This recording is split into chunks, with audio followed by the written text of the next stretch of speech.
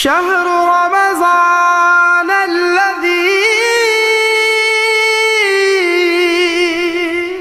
أنزل فيه القرآن. ورحمة الله وبركاته. إن الحمد لله نحمده ونستعينه ونستغفره ونعوذ بالله من شرور أنفسنا ومن سيئات أعمالنا. من يهده الله فلا مضل له ومن يضلل فلا هادي له. أشهد أن لا إله إلا الله وحده لا شريك له وأشهد أن محمدا عبده ورسوله. اللهم صل على محمد وعلى آله وأصحابه أجمعين. Amma ba'd, para jamaah salat isya dan salat tarawih Masjid Mujahidin rahimakumullah. Pertama tentunya kita tidak henti-hentinya selalu bersyukur kepada Allah Subhanahu wa taala karena banyak kenikmatan yang diberikan kepada kita. Kenikmatan berupa iman, Islam, kesehatan dan kesempatan sehingga kita dapat melaksanakan perintah-perintah Allah dan menjauhi larangan-larangan Allah.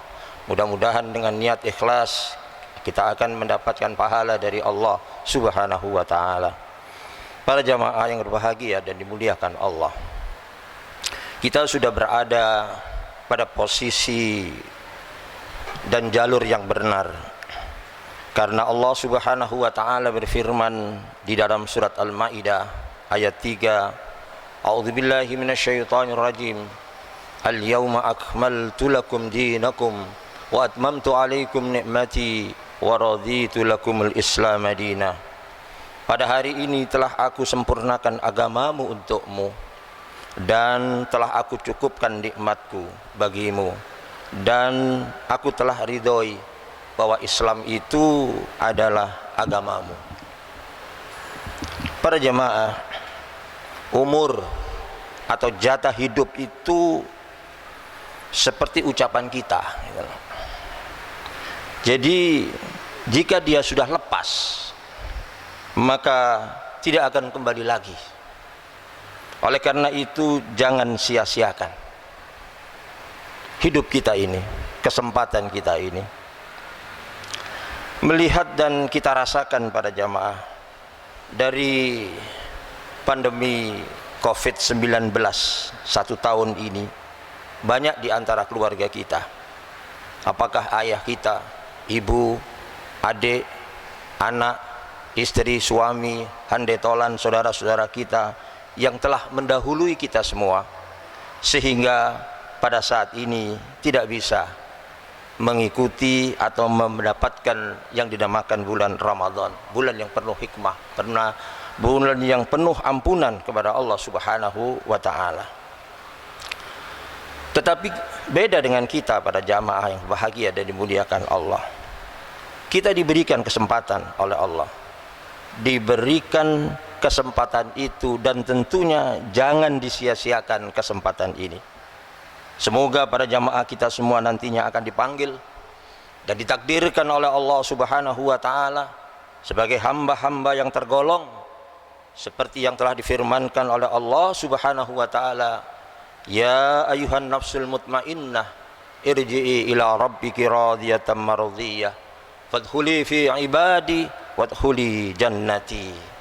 Wahai jiwa-jiwa yang tenang, kembalilah kepada Tuhanmu dengan hati ridho dan diridhoinya, maka masuklah ke dalam golongan hamba-hambaku yang beribadah, dan masuklah ke dalam surgaku. Mudah-mudahan para jamaah, insyaallah Allah Subhanahu wa taala akan mengabulkan doa kita. Para jamaah rahimakumullah, Allah Subhanahu wa taala memberikan banyak kelebihan kepada ciptaannya, terutama adalah manusia. Namun di antara itu terdapat lubang. Lubang inilah yang dapat menggelincirkan manusia di dalam kehidupannya. Salah satu lubang kelemahan manusia itu adalah penyakit-penyakit jiwa. Penyakit jiwa yang kerap ditunjukkan di dalam sebuah reaksi sosialnya. Al-Qurtubi para jamaah mengatakan bahwa dengki, hasad, iri itu adalah dosa yang pertama yang dilakukan di langit dan di bumi para jamaah. Di langit adalah ketika iblis dengan Adam alaihissalam, begitu diperintahkan Adam untuk bersujud kepada Adam, maka iblis tidak mau melaksanakan perintah itu. Yang kedua adalah di bumi adalah dengkinya Qabil dan Habil. Kisah dua putra Adam alaihissalam yang dikisahkan oleh Allah subhanahu wa ta'ala di dalam Al-Quranul Karim. Allah mengatakan, sampaikan, terangkan kepada manusia bahwa telah terjadi apa yang dinamakan dengan kezaliman. Adam alaihissalam dikisahkan oleh Allah di dalam Al-Quranul Karim itu menjelaskan betapa buruknya kedengkian itu, betapa buruknya kezaliman dan kejahatan serta permusuhan di dalam kisah dua putra Adam tersebut. Terlepas dari sahih atau tidaknya pemberian nama mereka, yaitu nama Habil dan Qabil, bagi kedua putra Adam itu berasal dari nukilan para ulama ahli kitab. Karena tidak ada satupun nas di dalam Al-Quran yang menerangkan tentang nama Habil dan Qabil itu. Akan tetapi para jamaah, untuk sekedar memudahkan kita memahami alur cerita di dalam Al-Quran itu, kita sebut juga kedua nama tersebut. Semoga semua kita memakluminya. Terlepas pula para jamaah dari sebabnya, apakah perebutan calon istri antara Habil dan Qabil sebagaimana dinukilkan sebagian ulama, ataukah sebab-sebab lainnya yang jelas tujuannya itu adalah kita memahami itulah sebab dan akibat yang sama, berikut hukumnya yang diberlakukan, yang baik atau yang buruk di balik kisah-kisah yang dikisahkan di dalam Al-Quran tersebut. Allah subhanahu wa ta'ala berfirman, watlu alaihim naba abnan adama bil haq idh qarraba qurbanan fatukubbila min ahadihima walam yutaqabbal minal akhir qala la qataltuhumna qala innama yataqabbalu Allahu minal muttaqin. Allah katakan, ceritakan kepada mereka bahwa kisah dua putra Adam, yaitu Habil dan Qabil pada jemaah, menurut yang sebenarnya, ketika keduanya mempersembahkan kurban, kemudian kurban yang satu diterima, di antaranya adalah kurban dari Habil, sedangkan kurban dari Qabil tidak diterima oleh Allah subhanahu wa ta'ala. Lalu Qabil berkata, di dalam ayat ini disebutkan bahwa sesungguhnya Allah subhanahu wa ta'ala akan menerima kurban dari orang-orang yang bertakwa, karena Qabil sudah mengatakan bahwa aku pasti akan membunuhmu. Disitulah para jamaah yang berbahagia letak pertama timbulnya sifat dengki dan hasad yang dimiliki oleh manusia sampai turun menurun. Allah katakan, laqad kana fi qasasihim ibratun liulil albab. Sesungguhnya pada kisah-kisah mereka itu terdapat pengajaran bagi orang-orang yang mempunyai akal. Itu bisa dibaca dalam surat Yusuf ayat 111. Jamaah rahimakumullah. Demikian pula Allah Subhanahu wa taala berfirman, "Wala tatamannaw ma faddalallahu bihi ba'dakum ala ba'd." Dan janganlah kalian iri hati terhadap apa yang dikaruniakan Allah kepada sebagian kalian lebih banyak dari sebagian yang lain.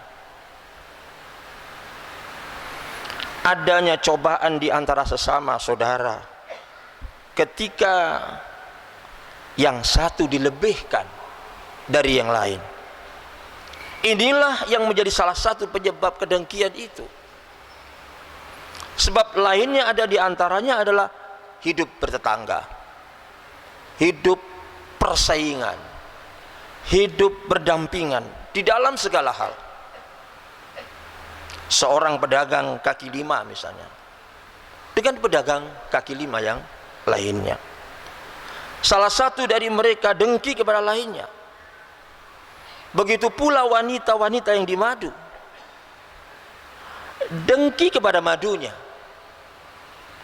kecuali yang dirahmati oleh Allah Subhanahu wa ta'ala. Demikian pula dalam hal cinta, kedudukan dan jabatan tinggi pada jamaah yang diperebutkan oleh mereka yang berlomba-lomba meraihnya. Masing-masing dengki kepada saingannya sehingga saingannya itu tidak berhasil untuk menduduki jabatan tersebut. Kedengkian inilah yang menjadi sebab para jamaah kemunafikan Abdullah bin Ubay bin Salul. Contoh lain para jamaah yang berbahagia dan dimuliakan Allah. Satu cerita lagi terjadi di dalam kalangan anak-anak. Bila kita mendapati musim layangan misalnya, dan ada layangan putus, maka anak-anak berlarian tanpa memperdulikan keselamatan dirinya dan juga keselamatan orang lain. Sementara itu, apapun yang dia tampak, apakah dia itu bambu penyangga jemuran, sapu, kayu, disambar semuanya untuk digunakan agar dia mendapatkan layangan itu. Kalau perlu pada jamaah, ranting-ranting pohon apapun yang tampak dipatahkan, tujuannya adalah satu, untuk mendapatkan layangan yang putus tersebut. Bila salah seorang anak itu sudah mendapatkan layangan tersebut, maka anak-anak yang lain iri hatinya dan dia tidak senang. Tanpa rasa malu dan tanpa memperdulikan persahabatan, mereka berusaha untuk merebutnya. Apa akibatnya para jamaah yang berbahagia? Layangan tersebut patah-patah dan hancur.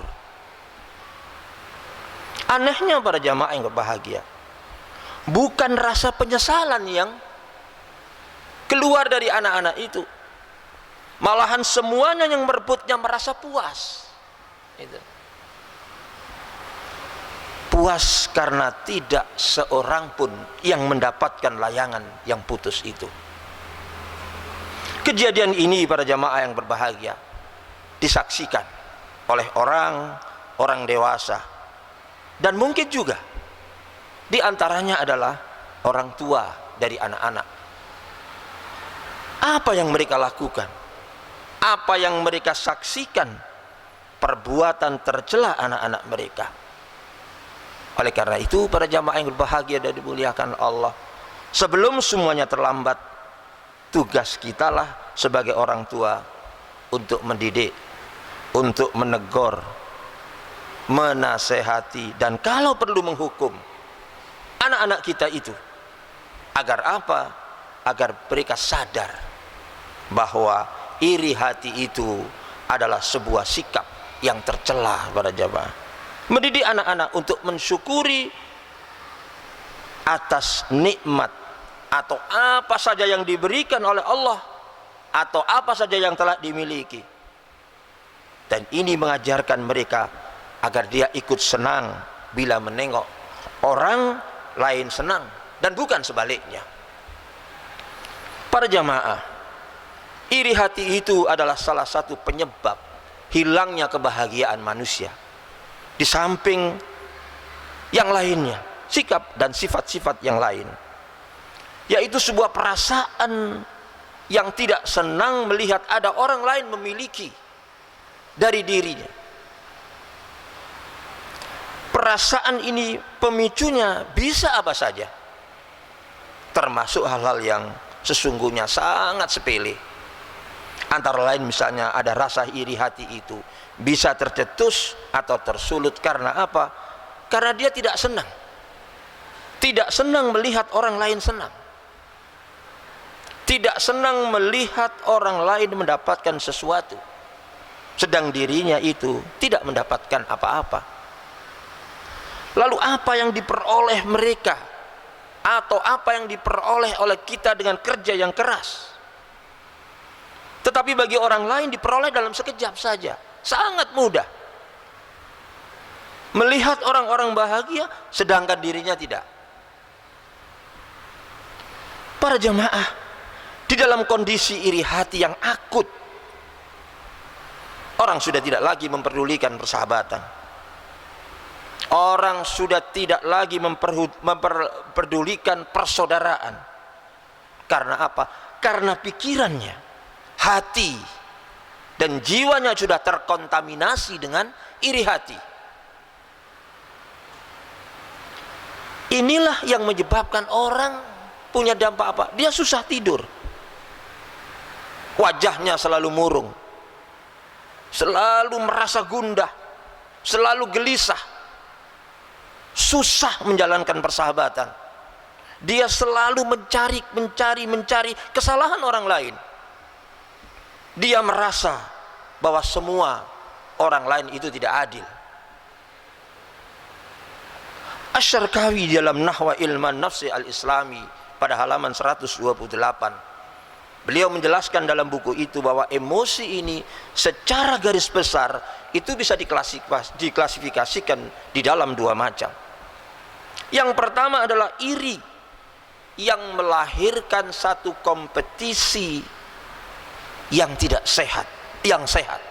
Itulah yang disebut dengan al-munafasah. Yang kedua adalah iri yang melahirkan satu kompetisi yang tidak sehat, al-hiqd wal hasad. Iri jenis yang pertama itu merupakan sebuah kompetisi yang sehat para jamaah, untuk meniru hal-hal yang positif yang dimiliki oleh orang lain tanpa didasari oleh interest jahat di dalam rangka apa? Fastabiqul khairat. Iri dalam jenis ini merupakan sesuatu yang diharuskan bagi setiap muslim. Berdasarkan firman Allah, maka berlomba-lombalah berbuat kebajikan hanya kepada Allah.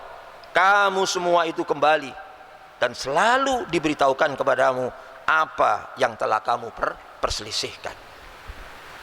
Sementara iri di dalam jenis yang kedua pada jamaah lebih didasari oleh rasa benci terhadap apa-apa yang dimiliki oleh orang lain, apakah yang berkaitan dengan materi maupun yang berhubungan dengan jabatan atau kedudukan. Iri dalam kategori ini menurut Asy-Syarqawi cenderung untuk memunculkan sikap antipati, dan ini akan melahirkan sikap permusuhan terhadap orang lain. Kemunculan itu lebih disebabkan karena apa? Karena al-kibr, karena rasa sombong, karena rasa bangga, karena rasa riya, dan rasa takut kehilangan kedudukan. Oleh karena itu, para jamaah yang berbahagia dan dimuliakan Allah, setiap orang yang dihinggapi penyakit ini wajib bertobat kepada Allah Subhanahu wa ta'ala. berlindung kepadanya ketika hawa nafsunya mendorongnya untuk apa? Untuk berbuat keji terhadap orang yang dihasatinya. Bahkan dianjurkan agar dia banyak melakukan kebaikan-kebaikan terhadap orang-orang yang dihasatinya. Akhirnya saya nukilkan satu hadis Rasulullah sallallahu alaihi wasallam. Wa an Abi Hurairah radhiyallahu anna Nabiy sallallahu alaihi wasallam qala iyyakum wal hasad fa innal hasada ya'kulul hasanati kama ta'kulun nar khatab.